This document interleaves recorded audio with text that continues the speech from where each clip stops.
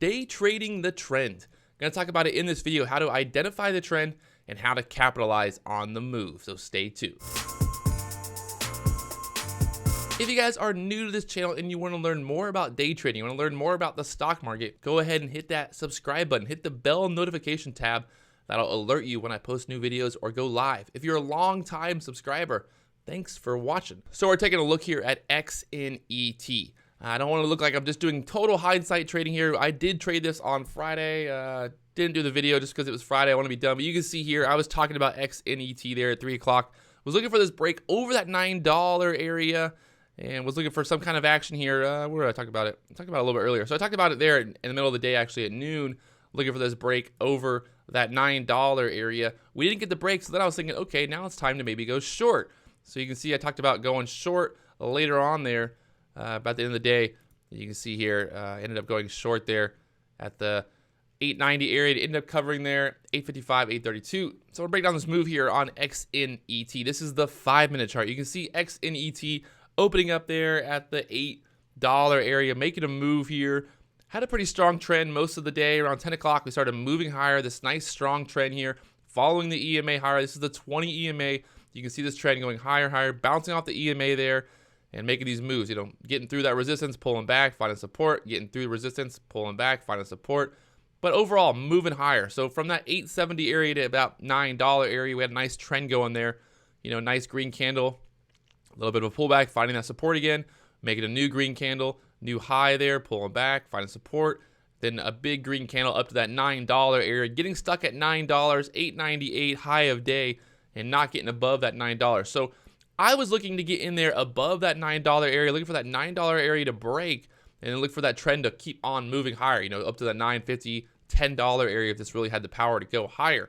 But you can see the overall trend here going higher, and then we break through the trend here. We had this nice trend from about 11:15 to about 12. You're thinking, okay, this is consolidating here. This is finding support. This is going to move higher from here, but instead we moved lower. We came down here. We tested the 20 EMA. We got back down there to that 870 support area. From there, it's like, okay, maybe this is a good dip buy. Maybe this is going to make a new high, get to that $9 area again. But instead, we got down here to 870, which is previous support there. And we got back up there to 890, found resistance there at the 890 area. It couldn't go higher, so I ended up going short there at 890, looking for that move back down here to this previous support area. So I'm thinking, okay, that 870 area was previous support. We bounced off it just now. I'm thinking we're either going to hit that 870 area one more time.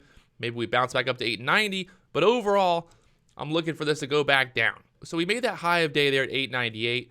We pulled back. We couldn't get up to that high of day again. We had that double resistance there, not making higher highs here on these two 5-minute candles, hitting there at 890, getting stuck. A lot of sellers. You can see the tops of these candles having selling pressure there. This did not want to go higher from there. So that was a very clear indicator that there was pressure there at the 890 area, $9 area resistance, and this was losing steam. So after it couldn't make that new high, I'm thinking, okay, the trend's broken. We're not going higher. We're not having the power. The volume's just not coming back, and we're just kind of sitting here. Worst come to worst, I go short there at 890. Maybe we bounce off this 20 EMA here at the 880, 870 area, and then get one more run back at high of day. If that happens, I have my stop loss there at the high of day at 898. If we get over $9, I would cover my short. So I'd basically go short here at 890, cover my stop. I'd have my stop at the $9 area. If we could break through $9, obviously I need to get out because it's trending higher. But if we can't get above that, that means it's going to trend lower. And that's exactly what worked out here. So 890 area resistance. We pulled back. We got back up here. Had a little doji form there at the 887 area. Very clear this was not going to go higher at that point. So then we pulled back. We found that support there one more time, 870, kind of bouncing, making lower highs, and then finally breaking through 870 there and moving lower.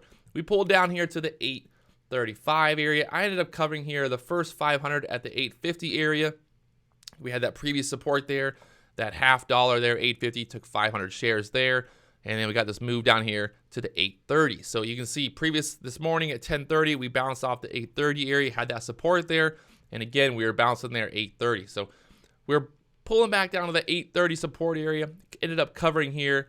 I could have probably rode this a little bit longer. I could have followed the trend. You can see we weren't making new highs. We weren't getting back up there. This 850 area from earlier, resistance, this 860 area. So if I would have been short here at 890, I could have put my stop here on the high of this candle, even the high here, put it like 856, 857 area, probably 860. I could have had my stop there at 860 and then let this trend lower if it wanted to go lower. So I could have put my 500 shares there at 860 and let this trend go lower, but instead I ended up covering there at 830. You can see by the end of the day here, we got all the way down there to 785 after hours. It pulled down there to about 790. So it ended up getting back to where it started at the beginning of the day. And I think it actually ended up going red on the day after being up like 10%. So following the trend here is key. Following the trend on the way up, not fighting the trend.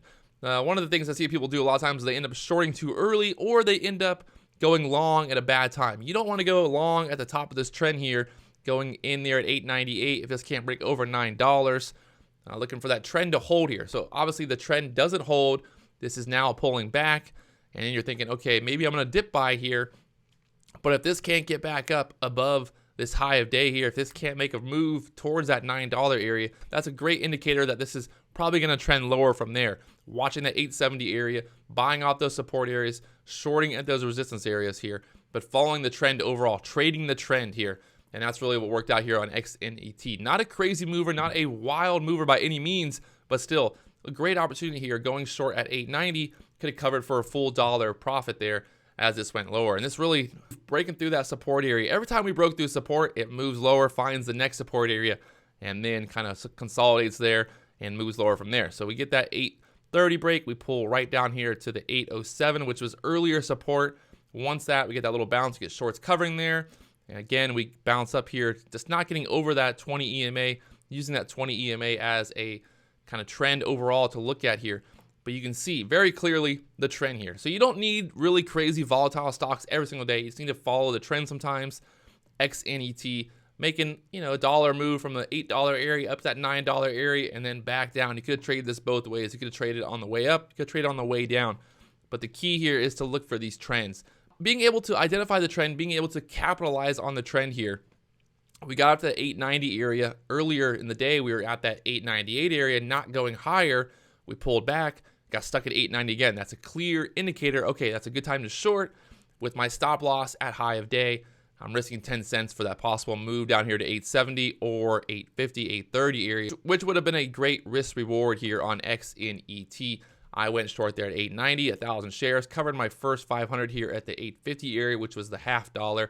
Thinking, okay, $0.50 is probably going to bounce either way just to find some support there, which it ended up kind of bouncing 850 for a little bit and then pulled back 830 area. I took profit there. I was up 60 cents. I'm not going to be greedy, but really that move was the $8 area down there to 790. Beautiful move here on XNET, and you can see how this overall trend just worked out perfectly. Every day there's stocks like this that go up, 10, 20%. They find the top on the day, and then they start moving lower. So you can find these stocks. You can look for these stocks that have these big moves in the morning. They end up peaking out. The buyers are gone. The traders are gone. The end of the day is coming, and you start getting the fade. So when these stocks jump up big, they pull back, and they can't get back up to that high of day. You can have a lot of people piling in their short. You have the shorts piling in here at 890 area because they're saying, okay, this is not getting back to high of day. This is not having the explosion that we wanted.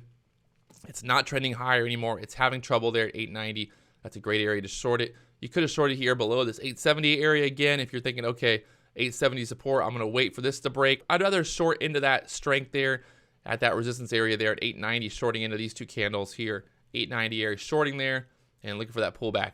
If this would have bounced off 870 again, I probably would have just covered everything there, but instead we ended up pulling on down through there, down to 850 area. So kind of going into that trade, knowing there's a trend there, identifying the trend, seeing that trend in the morning, going higher, but then seeing that same exact trend moving lower. So once you broke that overall trend going up, now it's time to think, okay, we're not going higher, we're having trouble. Is this a possible short? But once this couldn't make a new high, once it got stuck there at 890, it was clear that this was probably going to trend lower from there.